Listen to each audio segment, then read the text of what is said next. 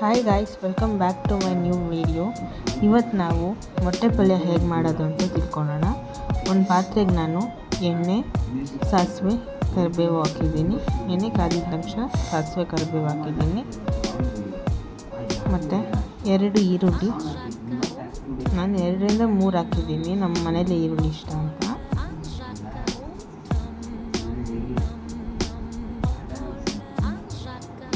ನಿಮ್ಗೆ ಎಷ್ಟು ಬೇಕೋ ಅಷ್ಟು ಹಾಕ್ಕೋಬೋದು.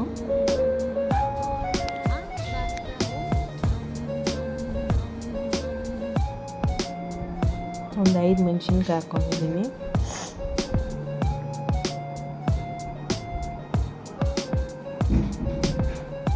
ಈರುಳ್ಳಿ ಎಲ್ಲ ಬೇಯಬೇಕು,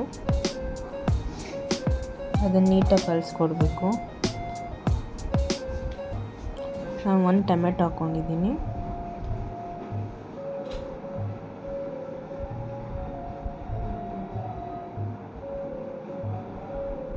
ಇದೆಲ್ಲ ನೀಟಾಗಿ ಮಿಕ್ಸ್ ಮಾಡಿಕೊಡ್ಬೇಕು. ಈರುಳ್ಳಿ ಎಲ್ಲ ಚೆನ್ನಾಗಿ ಬೇಯಬೇಕು. ಸ್ವಲ್ಪ ಉಪ್ಪು,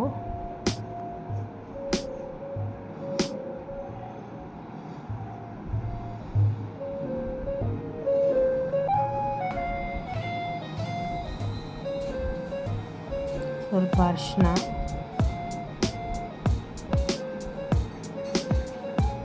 ನಾನು 15 ಮೊಟ್ಟೆ ತೊಗೊಂಡಿದ್ದೀನಿ.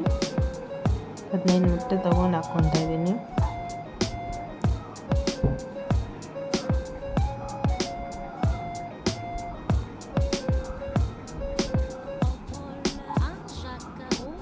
ಮೊಟ್ಟೆನೆಲ್ಲ ನೀಟಾಗಿ ಕಲಿಸ್ಕೊಡ್ಬೇಕು. ನೀಟಾಗೆಲ್ಲ ಮಿಕ್ಸ್ ಆಗಬೇಕು ಈರುಳ್ಳಿ ಜೊತೆ ಎಲ್ಲ.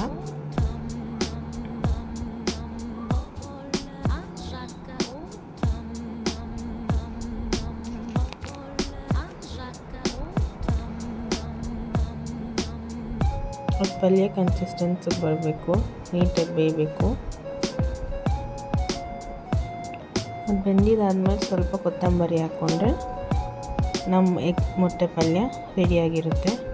ಈ ವಿಡಿಯೋ ನಿಮ್ಗೆ ಇಷ್ಟ ಆಗಿದರೆ ಲೈಕ್, ಶೇರ್, ಸಬ್ಸ್ಕ್ರೈಬ್ ಮಾಡಿ. Thank you.